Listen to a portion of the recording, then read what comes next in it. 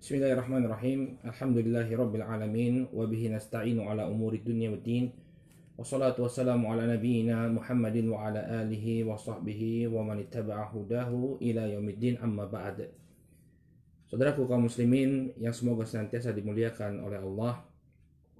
Alhamdulillah, puji dan syukur kita panjatkan kepada Allah Subhanahu wa taala atas segala nikmat yang telah Allah Subhanahu wa taala anugerahkan kepada kita semua, sehingga di kesempatan pagi hari ini kembali kita dipertemukan dalam program pembacaan kitab Ar-Raqaiz fi Tarbiyatil Abna, prinsip-prinsip dalam mendidik anak, yang ditulis oleh Syekh Dr. Abdul Razak bin Abil Muhsin Al-Badr hafizahullahu ta'ala. Saudaraku kaum muslimin dimanapun Anda berada, pada pertemuan yang terakhir kita telah membahas tentang pentingnya memberikan nama yang baik kepada anak-anak kita, karena dengan nama yang baik ini kita akan bisa mengingatkan mereka untuk senantiasa taat dan istiqomah di jalan Allah Subhanahu wa taala.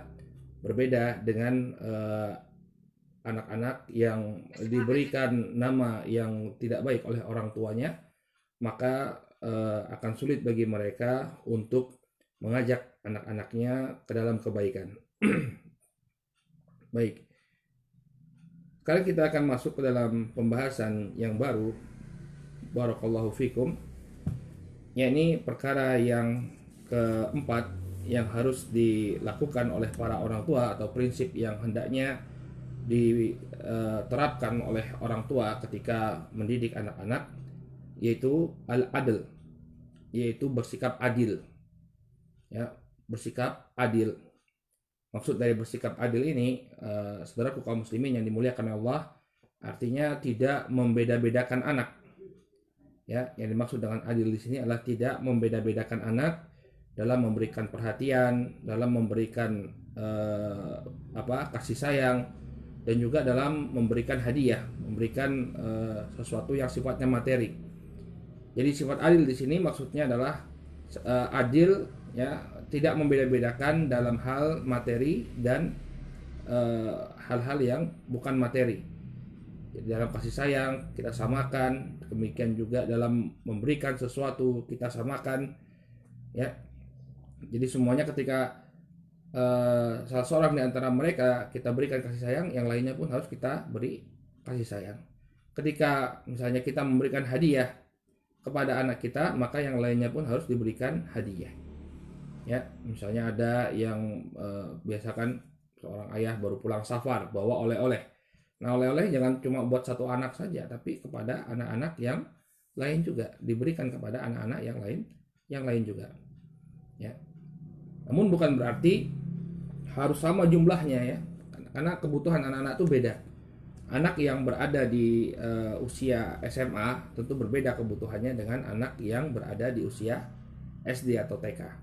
Sekarang kita berikan semuanya apa yang menjadi kebutuhan mereka, walaupun jumlahnya berbeda.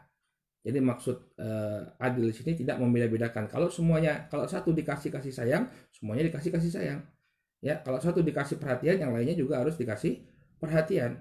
Kalau yang satu dikasih hadiah, yang lainnya pun harus dikasih hadiah. Ini kadang-kadang orang tua, ya, di banyak keluarga di negeri kita ada konsep anak emas. Apa maksud anak emas? Anak emas itu anak yang selalu mendapatkan perhatian lebih dari orang tuanya. Apa-apa yang dia inginkan diberikan, sementara saudara yang lain tidak diberikan. Nah, ini bahaya, ya. Ya, efek buruknya diingatkan oleh para ulama ketika orang tua tidak berbuat adil, ya, dia membeda-bedakan anak-anak.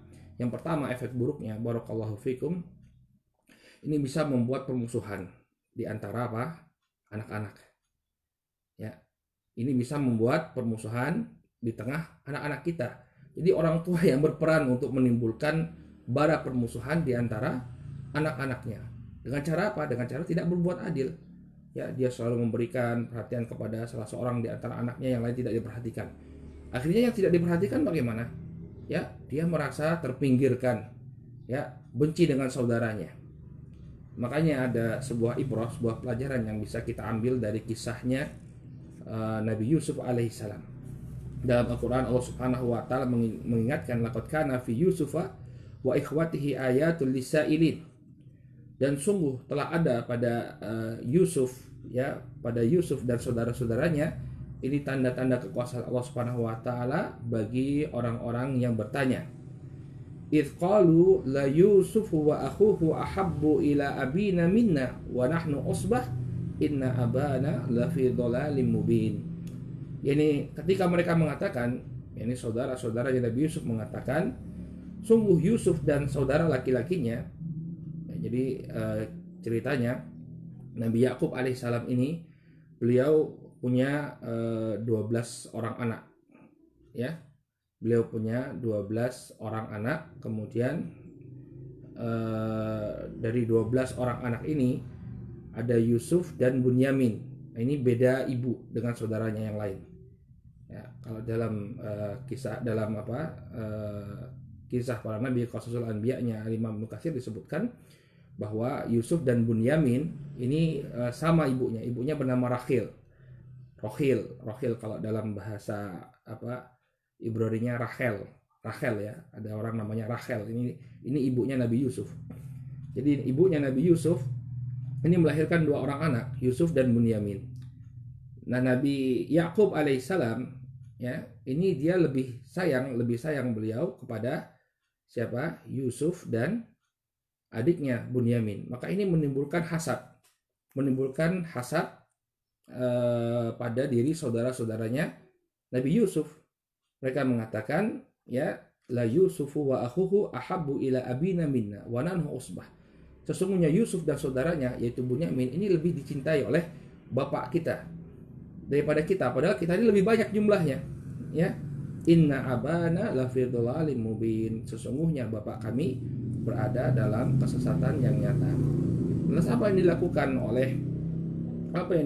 oleh putra-putranya Nabi Yakub kepada Yusuf? Akhirnya Yusuf mereka awalnya ingin membunuh Nabi Yusuf. Ya, bukan karena mereka jahat atau karena mereka tapi karena hasad tadi. Karena mereka melihat bahwa Nabi Yakub alaihissalam ini lebih banyak memperhatikan Yusuf dan saudaranya, maka dia ingin hilangkan Nabi Yusuf, ingin dibunuh. Kemudian mereka ubah, jangan dibunuh tapi cemplungkan saja ke dalam sumur. Nah, lihat ini efek. Padahal Nabi Yakub alaihissalam seorang nabi, ya, tentu seorang nabi berusaha berbuat adil, tapi ketika tampak ada mail, ada kecondongan kepada salah seorang anaknya, ini ternyata menyebabkan anak-anak yang lain merasa hasad, sehingga tega untuk mencemplungkan atau melemparkan adiknya, ya, ke dalam sumur. Ini bahaya yang pertama, barakallahu fikum, dari sikap tidak adil seorang ayah atau seorang ibu kepada anak-anaknya. Ini dia akan menyebabkan permusuhan di tengah anak-anaknya. Dan ini wakil realita. Kita lihat orang tua yang tidak berbuat adil, akhirnya apa?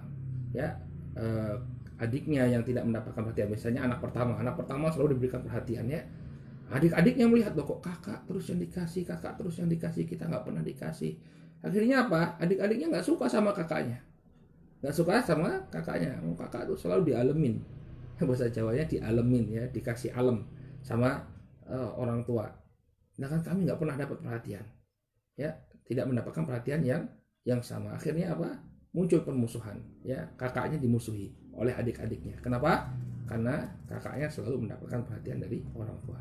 Kemudian yang kedua, barakallahu fikum, dari sekian banyak anak-anak kita tentu ingin agar mereka semua berbakti, ya. Kita tidak selamanya muda, nanti kita akan tua, ya. Kita butuh perhatian mereka, kita butuh kasih sayang mereka.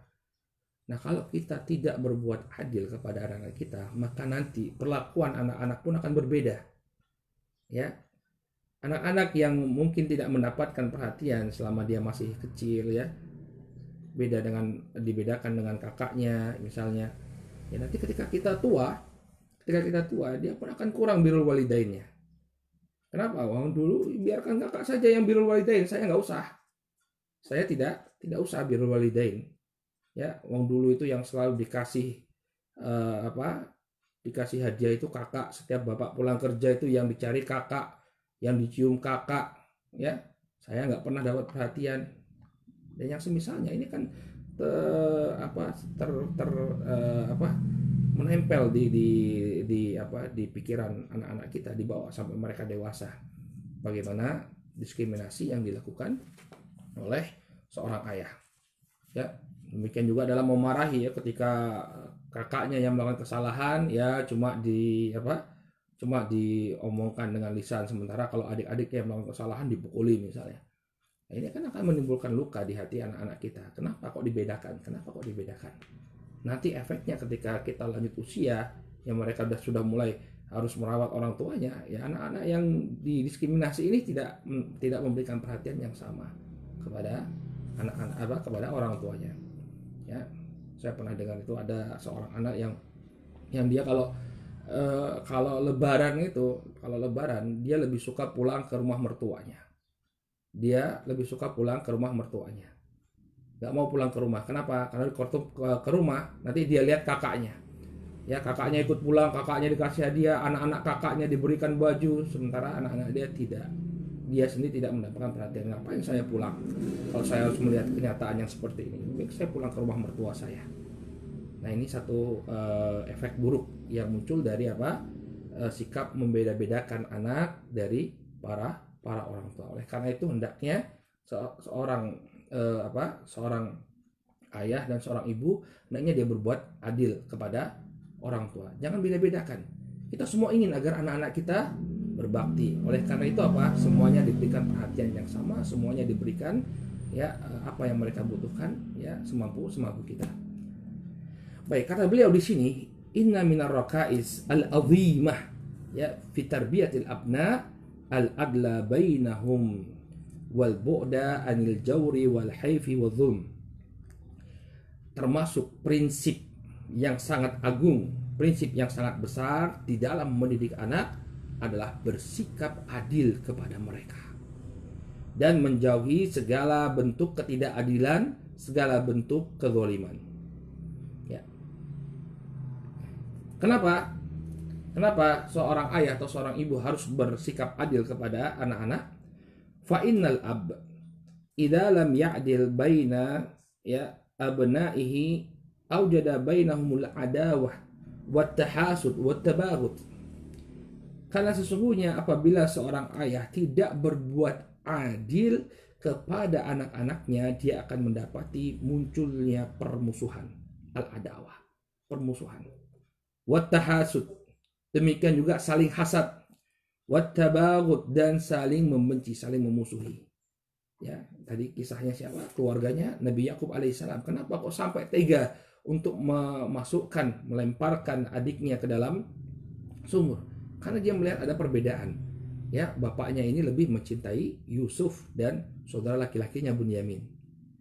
Ya, sehingga muncul permusuhan. Ya, terkadang permusuhan di tengah anak-anak itu yang buat gara-gara tuh orang tua. Ya, tanpa dia disadari dia telah mewujudkan ya atau menyalakan api permusuhan di tengah-tengah anak-anaknya dengan dengan cara tidak adil, membeda-bedakan anak. Amma in harisa 'alal adl bainahum kana dzalika min a'zami asbabi tawaddihim wa mahabbatihim wa birrihim lahu. Adapun apabila seorang ayah atau orang tua bersemangat untuk bersikap adil di antara anak-anak mereka, ya, maka yang demikian ini merupakan a'zami asbabi tawaddihim, termasuk sebab yang besar untuk menghadirkan kecintaan di tengah-tengah mereka. Masya Allah. Ya, kalau kakak dan adik diperlakukan sama, mereka melihat keadilan orang tuanya, mereka akan saling mencintai. Ya, aku sayang sama kakak, ya kakak juga sayang sama kamu, Dek. Kenapa? Karena orang tuanya adil. Orang tuanya memberikan perhatian yang sama, orang tuanya memberikan kasih sayang yang sama. Ya, wa mahabbatihim, tambah cinta juga dia kepada orang tuanya. Kenapa? Oh, bapak saya ini selalu adil sama anak-anaknya. Bangga dia sama bapaknya. Ya, cinta dia sama bapaknya. Wa birrihim, yang kemudian akan melahirkan ya bakti mereka kepada orang tuanya. Cobalah antum praktekkan ya, berbuat adil kepada anak-anak, kita akan melihat demi besar efeknya bagi kita. Ya, anak-anak akan semakin mencintai orang tua yang berbuat adil kepada anak-anaknya. Oleh karena itulah sebagian ulama, di antaranya Al-Imam Tawus, demikian juga Sufyan Ats-Tsauri, Ishaq bin Ruhayyah, dan Al-Imam Ahmad, ya, Imam Ahmad bin Hambal, mereka mengatakan bahwa berbuat adil kepada anak itu hukumnya wajib. Walaupun jumhur ulama mengatakan hukumnya sunnah, namun imam-imam tadi yang kita sebutkan, Imam Tawus, kemudian Sufyan Ats-Tsauri, Ishaq bin Rahuyah, dan demikian juga Al-Imam Ahmad bin Hambal mengatakan hukumnya wajib untuk berbuat adil kepada anak-anak. Kenapa? Disebutkan oleh Syekh Mustafa Al-Adawi dalam Fiqh Tarbiyatil Abna, beliau menyebutkan bahwa ya, para ulama ini mewajibkan berbuat adil kepada anak karena efek buruknya yang luar biasa. Karena efek buruknya yang luar biasa, ya, menjadi apa? Penyebab terputusnya apa? Silaturahim, menjadi sebab munculnya permusuhan di antara anak-anak, menjadi sebab ya anak-anak durhaka kepada orang tua. Efeknya luar biasa. Oleh karena itu mereka mengatakan hukumnya wajib ya untuk berbuat adil kepada anak-anak. Kemudian beliau ini Syekh Abdul Razak bin Abdul Muhsin Al-Badr hafizahullah taala menyebutkan dalil dalam permasalahan ini, kenapa orang tua itu hendaknya berbuat adil kepada anak-anak mereka. Qala wa qad jaa fi sahih Al-Bukhari anin Nu'man ibni Bashir radhiyallahu anhu. Ya, disebutkan dalam sahih Al-Bukhari dari sahabat yang mulia An-Nu'man ibni Bashir radhiyallahu taala anhu, anna abahu nahalahu ardhon, bahwa dahulu Bashir ini memberikan kepada An-Nu'man sebidang tanah. Wa anna walidatahu talabat min abihi an yushhida Rasulullah sallallahu alaihi wasallam. Ya. Dan ibunya ketika An-Nu'man diberikan oleh bapaknya sebidang tanah, maka ibunya meminta dari bapaknya untuk apa? Untuk mempersaksikan perkara tersebut ke hadapan Rasul sallallahu alaihi wasallam. Falamma ata Rasulullah sallallahu alaihi wasallam qala lahu a'taita sa'ira waladika mithla hadha. Maka setelah mereka mendatangi Rasul sallallahu alaihi wasallam ingin agar Nabi alaihi salatu wasallam mempersaksikan pemberian tersebut, maka Rasul sallallahu alaihi wasallam bertanya kepada Bashir, apakah engkau memberikan anak-anakmu, ya, semua anak-anakmu engkau berikan hal yang sama?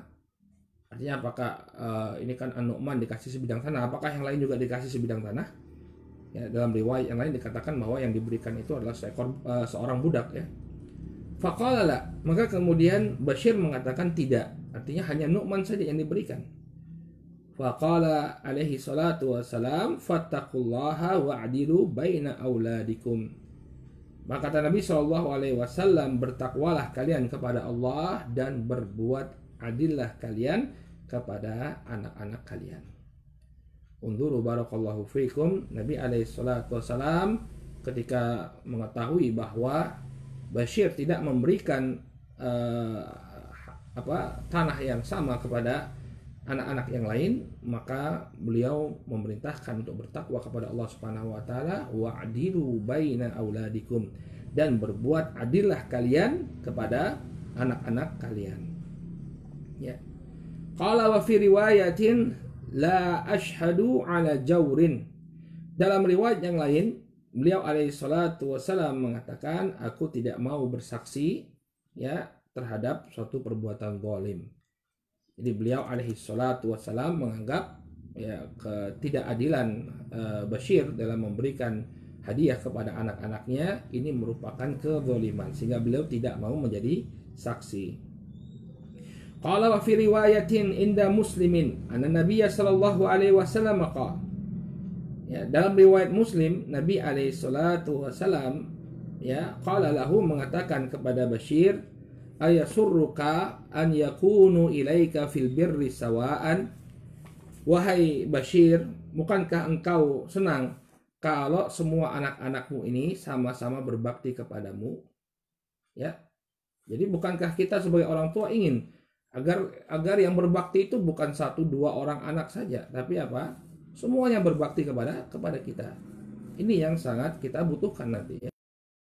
Orang tua tentu akan sangat kecewa ya ketika nanti dia punya beberapa orang anak, ternyata ya anak-anaknya anak-anaknya ada yang tidak mau berbakti. Kenapa? Karena salah orang tua sendiri, dia tidak memberikan perhatian yang sama kepada anak-anaknya. Ya, qala fala idzan. Ya, beliau mengatakan, kemudian Bashir mengatakan, bala tentu wahai Rasulullah. Qala fala idzan. Ya, kalau kata Nabi SAW, oleh karena itu jangan seperti itu. Artinya jangan kamu ya hanya memberikan hadiah kepada anak-anakmu, satu anakmu saja. Ya. Qala fahadha tahdhirun minal haifi wadh-dhulmi bainal aulad. Maka ini merupakan peringatan dari berbuat tidak adil atau berbuat zalim antara anak-anak. Ya, wa bayanun lima yuwarrithuhu minal uquqi wa adamil bir, dan juga menjelaskan apa yang akan muncul dari ketidakadilan tersebut berupa kedurhakaan dan tidak mau berbakti kepada orang tua, wa taqatu'i wa tahajuri bainal ikhwan. Demikian juga akan memunculkan saling memutuskan silaturahim dan juga saling menjauhi antar saudara. Ini akibat-akibat buruk yang akan muncul dari sikap yang tidak adil kepada anak-anak kita.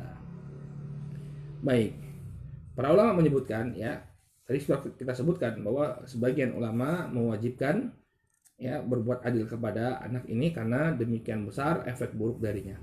Nah, sekarang bagaimana? Mungkin muncul pertanyaan di tengah-tengah para orang tua, Ustadz, kan anak-anak itu beda kebutuhannya. Misalnya anak yang sudah SMA misalnya, ya, uang jajannya tentu berbeda misalnya dengan adiknya. Apakah harus kita samakan juga, Ustadz? Misalnya kakaknya dapat uang jajan 10.000 satu hari, apakah adiknya yang masih TK juga harus dapat 10.000? Jawabannya tidak. Berbuat adil ini dalam artian kalau semuanya diberikan perhatian, kemudian kita berikan perhatian semua. Kalau kita berikan hadiah, kita berikan hadiah. Kalau kita cukupi kebutuhannya, kita cukupi kebutuhannya. Tapi secara nominal apakah harus sama? Jawabannya tentu tidak, ya. Karena masing-masing anak itu berbeda-beda kebutuhannya. Sehingga apa? Yang penting kita berikan kebutuhannya. Kebutuhan anak TK apa? Ya udah kita penuhi. Kebutuhan anak SMA apa? Kita penuhi. Ya. Demikian juga misalnya ada anak sakit-sakitan misalnya. Ada anak sakit-sakitan. Sehingga kita harus keluar biaya lebih untuk menutupi biaya pengobatannya. Nggak jadi masalah. Ya, karena memang ada hajat di sana. Jadi jangan sampai nanti muncul pemikiran di tengah-tengah kita, oh ini harus adil, ya sudah si fulanah sakit kita kasih uang, yang lainnya kasih uang. Tidak mesti. Ya, kalau dia sakit memang membutuhkan, ya sudah kita berikan. Demikian juga yang diingatkan oleh para ulama, ketika kita misalnya memiliki 2 orang anak, ya, atau beberapa orang anak, yang satu dia memanfaatkan harta untuk kebaikan, memang dia pakai untuk kebutuhannya. Yang satu dia pakai untuk kemaksiatan. Maka tidak mengapa orang tua tidak memberikan harta tersebut kepada anak yang memang menggunakan harta tadi untuk kemaksiatan. Misalnya, pecandu narkoba. Setiap kali uang dikasih bapaknya ya untuk beli narkoba. Atau suka berjudi, ketika uang dikasih orang tuanya dipakai untuk berjudi. Maka kalau seorang ayah tahu uang ini kalau saya kasihkan kepada anak saya akan dipakai untuk bermaksiat, maka tidak mengapa dia mencegah, tidak memberikan harta tersebut kepada anaknya. Kenapa? Karena dia sudah tahu ini bakal dipakai untuk maksiat. Kata Allah Subhanahu wa taala dalam Al-Qur'an, "Wa ta'awanu 'alal birri wat taqwa wa la ta'awanu 'alal itsmi wal 'udwan." Tolong-menolonglah kalian dalam kebaikan dan ketakwaan, dan jangan kalian tolong-menolong dalam dosa dan permusuhan. Kalau sudah tahu ini harta akan dipakai untuk apa? Untuk maksiat. Ya, dipakai untuk maksiat. Maka jangan kemudian kita bantu anak-anak kita, ya. Kata Nabi alaihi salatu wasalam, "Unsur akhaka dzaliman aw madluman." Tolonglah saudaramu baik ketika dia berbuat zalim atau ketika dia dizalimi. Ya, kata para sahabat, "Wahai Rasulullah, kalau dizalimi iya kami tolong, tapi kalau dia berbuat zalim bagaimana cara menolongnya?" Kata beliau alaihi salatu wasalam, cegah dia dari kezalimannya. Cegah dia dari kezalimannya. Sehingga bukan merupakan kezaliman kalau kita tidak memberikan harta kepada sebagian anak yang kita ketahui harta ini akan dipakai untuk berbuat maksiat. Demikian juga yang berkenaan dengan bersikap adil ini, barakallahu fikum. Ini dinasihatkan oleh para ulama bagi pelaku poligami. Ya, ini perlu kita ingatkan bagi para pelaku poligami yang dia punya 2 keluarga atau lebih. Ingat ya, antum konsekuensi punya beberapa orang istri, ya. Ya, kalau Allah takdirkan berarti apa? Kita punya anak dari beberapa orang istri. Nah, ini juga anak-anak semua harus mendapatkan perhatian yang sama. Betapa banyak muncul ya perselisihan antara anak-anak ini sama-sama anak bapaknya. Tapi kenapa? Karena bapaknya lebih condong kepada salah seorang istrinya. Misalnya dia punya 2 orang istri. Ya, dia lebih memperhatikan salah seorang istrinya. Misalnya istri mudanya yang lebih dia perhatikan. Istri tuanya jarang dia kunjungi. Ini juga akan menimbulkan perasaan hasad dari bisa menimbulkan perasaan hasad dari anak-anaknya. Ya, makanya poligami itu berat. Saya sering ingatkan kepada ikhwan, jangan bermudah-mudahan antum. Berat tanggung jawabnya. Efeknya itu sampai ke bawah ya. Ya, bukan hanya berbuat adil kepada istri saja, tapi berbuat adil kepada anak-anak dari istri-istri tersebut. Ya, jangan nanti karena dia sering berada di rumah salah seorang istrinya, anak yang lainnya tidak mendapatkan perhatian dan kasih sayang bapaknya. Ini bahaya. Ini bahaya. Ya, oleh karena itu hendaknya ini para pelaku poligami hendaknya dia berbuat adil betul ya. Ini suatu hal yang perlu diperhatikan. Jangan sampai keberadaan dia yang mayoritas di rumah salah seorang istri, kemudian istri yang lain tidak pernah dia kunjungi atau jarang dia kunjungi, sehingga ini menyebabkan permusuhan. Dan sering seperti itu. Satu bapak tapi nggak bisa akur anak-anaknya. Karena ini dari ibu yang ini dari ibu yang ini. Ini kompleksnya rumah tangga poligami. Makanya saya sering menasihatkan kepada ikhwan fillah rahimani wa rahimakumullah ya, agar benar-benar siap ya dengan konsekuensinya ketika ingin melakukan poligami. Karena antum juga harus adil kepada anak-anak. Ya, bahkan sebagian ulama mengatakan min asbab uququl walidain, termasuk sebab uququl walidain itu adalah salah dalam atau tidak tepat dalam mempraktekkan poligami. Jadi poligaminya dia tidak berbuat adil kepada anak-anaknya. Ini yang diingatkan oleh para ulama. Baik. Kemudian bagaimana Ustadz kalau kita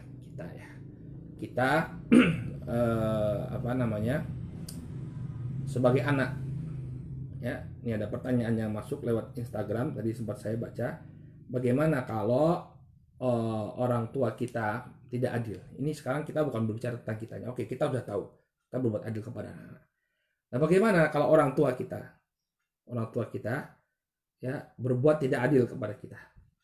Misalnya ada kakak kita punya kakak selalu yang diberi oleh orang tua kita. Maka ketidakadilan orang tua, ini perlu saya sampaikan kepada saudaraku kaum muslimin, ketidakadilan orang tua itu memang merupakan kesalahan. Tapi bukan berarti kemudian kita melupakan kewajiban berbakti kepada mereka. Ya, kita katakan mereka tidak berbuat adil, ini suatu kesalahan. Tapi jangan menjadi alasan untuk kemudian kita ya tidak berbakti kepada orang tua. Ya, karena kewajiban untuk berbakti kepada orang tua ini tidak gugur.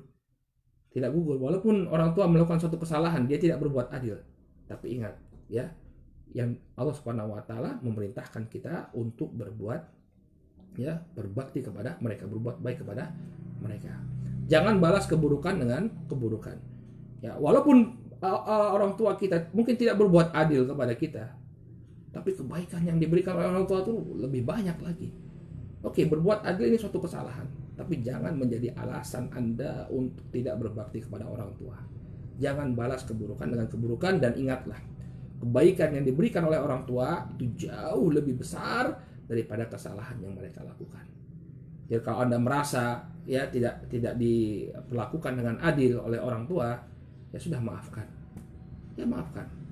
Karena jasa mereka jauh lebih banyak. Dan berbuat adil. Kita buktikan kepada orang tua, saya walaupun tidak diperlakukan dengan adil, saya tetap berbakti kepada bapak dan ibu, karena ini kewajiban yang telah Allah Subhanahu wa taala ya wajibkan kepada saya.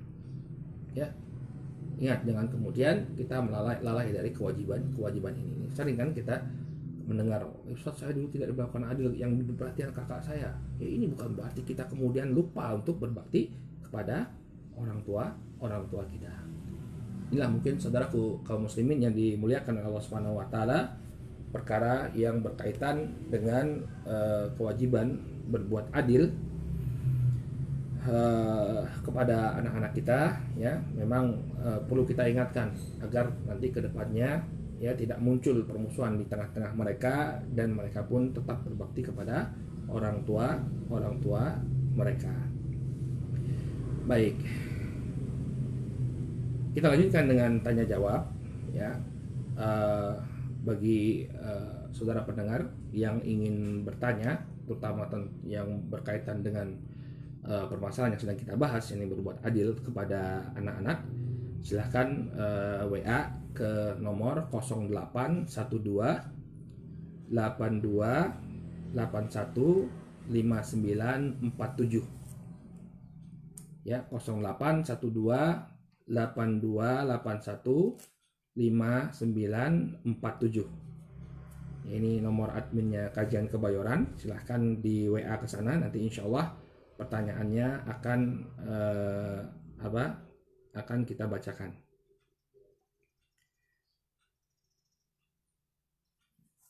Ustadz, Anda pernah mendengar hadis agar mendahului anak perempuan dalam memberi sesuatu. Apakah berlaku sampai dia mampu memenuhi kebutuhannya sendiri sementara adik laki-lakinya masih kecil? Wallahu a'lam. Saya belum pernah membaca hadisnya. Dan saya kembali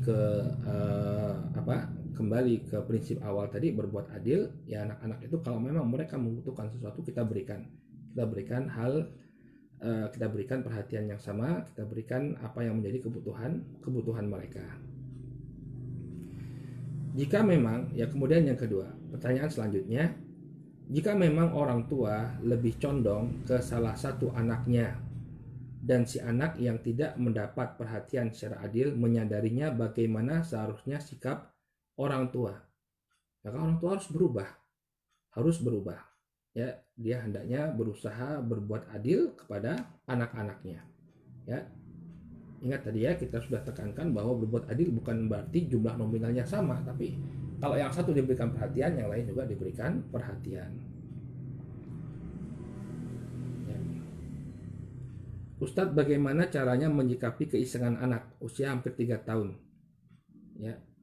Subhanallah, iseng sekali. Isengnya mengarah ke fisik, suka manjat badan anak dan duduk di pundak anak. Mohon nasihatnya Ustadz. Itu bukan iseng ya. Ya memang seperti itu anak-anak. Ya. Kalau dia suka naik kita, dekat dengan kita, ya nggak jadi masalah. Insya Allah tidak menjadi masalah. Dahulu Nabi SAW ketika beliau sedang sholat, ya, salah seorang dari cucu beliau itu naik ke punggung beliau, membiarkannya saja. Wallahu ta'ala alam. Baik, apabila istri, ya ini ada pertanyaan lagi, apabila istri memiliki anak sepersusuan dan anak kandung, apakah kedudukan bersikap adilnya sama? Ya, anak sepersusuan dan anak kandung. Enggak ya, anak sepersusuan ini ya tidak diperlakukan seperti anak kandung, walaupun dia adalah mahram, tapi tidaklah diperlakukan seperti anak kandung. Tidak ada kewajiban dia untuk mengurusi anak sepersusuannya, sehingga yang dia berikan perhatian adalah anak kandungnya. Adapun anak sepersusuan tidak ada kewajiban untuk kita memberikan nafkah atau perhatian seperti anak kandung.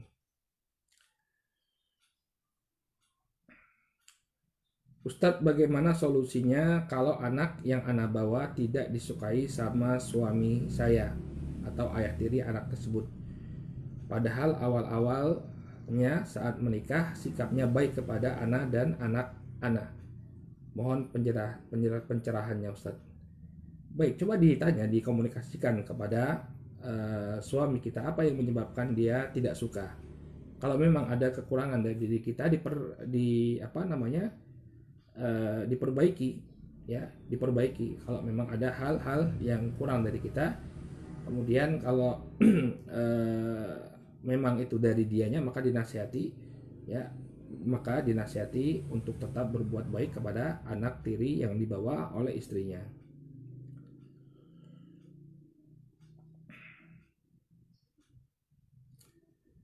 Ya, Ustadz, saya posisi di Jakarta. Keluarga dan orang tua di kampung. Mereka semalam mengabarkan bahwa Gunung Merapi yang dekat rumah mulai aktif lagi. Ya sama, rumah saya juga dekat Gunung Merapi ini. Ya. Orang tua meminta saya untuk pulang. Sikap apa yang harus saya ambil sedangkan pemerintah sedang menghimbau untuk tidak pulang kampung karena sedang merebaknya wabah ini, Ustadz. Ya, jika saya tidak pulang, apakah saya termasuk orang yang durhaka kepada orang tua? Jika saya pulang, apakah saya termasuk orang yang membangkang ulil amri? Ustadz minta penjelasannya. Baik, kalau dari anak sendiri, wallahu ta'ala alam, ahsan antum pulang. Kalau orang tua sudah meminta antum pulang, ya, dan mereka membutuhkan antum di rumah, maka hendaknya antum pulang. Kemudian ketika di kampung, ya sudah antum lakukan apa? Jaga jarak dengan orang-orang, ya. Ini mudah-mudahan bisa dipahami oleh orang-orang di kampung. Antum berusaha untuk tidak menularkan atau tidak menyebabkan penularan penyakit itu lebih parah, sehingga antum pulang kemudian jaga jarak dengan orang-orang yang ada di kampung, karena ini sudah diperintahkan oleh orang tua. Baik, Assalamualaikum Ustadz, bagaimana solusi untuk menghilangkan rasa iri anak terhadap saudaranya? Ya, anak saya umur 10 dan 7. Mereka sering sekali iri-irian terhadap apapun, kasih sayang, pemberian, dan lain-lain. Barakallahu fiik. Caranya adalah berikan mereka mainan bersama. Ya, suatu mainan yang bisa melibatkan mereka bersama. Jadi sering libatkan mereka dalam kegiatan bersama. Ya, seperti makan bersama atau main cari permainan yang yang bisa mereka istilahnya mainan yang melibatkan teamwork, ya, melibatkan kerjasama, seperti menyusun puzzle yang besar atau apapun permainan tersebut yang membuat mereka bekerja sama. Ya, ini seringkali kita mainan-mainan yang ada itu menjauhkan anak-anak kita. Jadi ini dikasih, kemudian mereka sibuk sendiri-sendiri. Ya, apalagi kalau dikasih handphone, satu dikasih handphone, udah masing-masing sibuk dengan dirinya sendiri. Tapi kalau mau buat anak-anak kita dekat, ya, belikan mainan yang bisa membuat mereka membentuk teamwork, saling bekerja sama, ya. Atau libatkan yang sering saya lakukan itu untuk menumbuhkan kecintaan antar saudara itu, misalnya kakaknya dikasih tanggung jawab, ya. Anak-anak itu terkadang dia suka untuk dikasih tanggung jawab, misalnya, coba kakak ajarin adik ini, bantu adik ini, ya. Nah, ini akan menimbulkan rasa cinta di antara mereka, sehingga tidak akan iri-irian lagi. Dan terlebih lagi kita juga berusaha untuk berbuat adil, ya, menampakkan kasih sayang yang sama. Misalnya ketika peluk bareng-bareng, ini semua anak ayah, ini semua anak Umi, ya, semuanya disayang sama Umi, semuanya disayang sama ayah. Maka ini akan menanamkan di benak mereka bahwa orang tua saya sayang semua, tidak kemudian berbuat tidak kemudian sayang atau timpang sebelah kepada saudaranya. Baik, tadi ada pertanyaan dari di Instagram. Sebentar.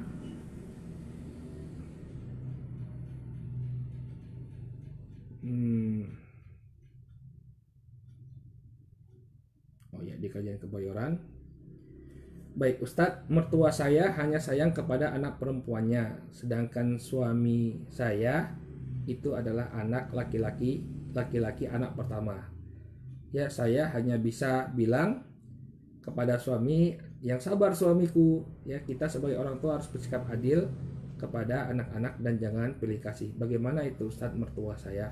Itu tadi sudah kita sampaikan, barakallahu fikum, bahwa ketidakadilan orang tua jangan kemudian membuat kita tidak berbuat baik kepada mereka, tidak birrul walidain kepada mereka. Ya, ingat tadi, ya, sampai orang tua yang non muslim saja kita harus berbuat baik kepada mereka. Bagaimana dengan orang tua yang masih muslim, hanya saja dia tidak berbuat adil? Maka ya sudah, kita mengharapkan pahala dari Allah Subhanahu wa taala, walaupun orang tua tidak memperlakukan kita dengan adil, maka kita berharap dengan kesabaran kita, dengan maaf kita, dengan kasih sayang kita kepada orang tua, ini menjadi sebab kita dimasukkan oleh Allah Subhanahu wa taala ke dalam surga. Ustadz, bagaimana jika kita sebagai anak berusaha mengambil hati orang tua atau mertua kita dengan tujuan bakti yang mungkin orang lain mengesankan cari muka? Bagaimana hal tersebut? Barakallahu fikum. Jangan pedulikan orang. Berbuat baik kepada orang tua, ya, membuat senang mereka, itu adalah perintah agama kita. Orang mau bilang apa terserah, mau bilang kita cari muka, mau bilang kita cari apa lagi ya, atau mau terserah mereka mau bilang apa. Yang penting apa? Ini antara kita dengan Allah Subhanahu wa taala. Dan membuat orang tua bahagia, itu baik dengan materi ataupun non materi kita berikan kepada mereka, ini suatu hal yang sangat dituntut ya. Membuat orang tua tersenyum, ini suatu hal yang dituntut dari kita. Dalam sebuah hadis yang sahih disebutkan oleh Imam Al-Bukhari dalam Al-Adabul Mufrad, ada seorang anak yang mendatangi Rasul Shallallahu Alaihi Wasallam. Kemudian dia mengatakan kepada Rasul Shallallahu Alaihi Wasallam, ya Rasulullah, inni ubayyi'uka 'alal hijrah. Ya, wahai Rasulullah, saya membaiatmu ya untuk berhijrah kepadamu. Jadi orang ini datang dari jauh-jauh untuk berbaiat kepada Rasulullah, berjanji setia kepada Rasulullah Shallallahu Alaihi Wasallam. Ya, sampai sini nggak ada masalah. Ini suatu hal yang masyhur.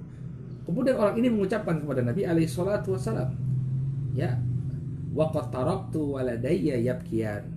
Saya jauh-jauh menemuimu wahai Rasul dalam keadaan meninggalkan kedua orang tua saya dalam keadaan menangis.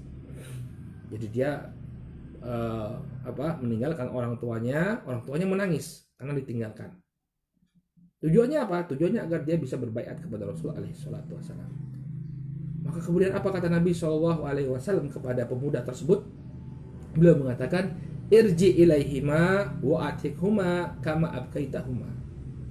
Kembalilah engkau kepada kedua orang tuamu, ya, buat mereka tersenyum setelah sebelumnya engkau membuat mereka menangis. Lihat, orang udah datang dari jauh-jauh ya untuk berbaiat kepada Rasulullah, disuruh kembali. Kenapa? Karena dia telah meninggalkan orang tuanya dalam keadaan menangis. Maka membuat orang tua tersenyum, membuat orang tua bahagia, inilah perkara yang diperintahkan oleh syariat kita. Jangan pedulikan apa ucapan orang. Karena memang itulah yang dituntunkan dalam syariat kita. Baik. Mungkin ini yang bisa kita sampaikan dalam pertemuan kali ini. Masih ada pertanyaan tidak dari admin? Baik, sepertinya tidak ada lagi pertanyaan. Ya, sudah kita jawab semua. Insyaallah kita cukupkan dulu sampai di sini, saudaraku kaum muslimin yang dimuliakan Allah. Insyaallah besok kita akan masuk ke dalam pembahasan ar-rifqu war-rahmah, yaitu sikap lemah lembut dan kasih sayang kepada anak. Jadi perlu juga kita sampaikan kepada orang tua bahwa asal mendidik anak itu adalah dengan penuh kasih sayang dan kelemah lembutan, bukan dengan sikap kasar sebagai orang biar mentalnya kuat gitu ya, kemudian dididik dengan cara militer, anak-anaknya didik dengan cara militer. Apakah ini tepat? Ya, ini insyaallah akan menjadi pembahasan kita. Wallahu taala a'lam bishawab. Cukupkan dulu sampai di sini, mudah-mudahan bermanfaat. Subhanakallahumma wa bihamdika asyhadu an la ilaha illa anta astaghfiruka wa atubu ilaik. Assalamualaikum warahmatullahi wabarakatuh.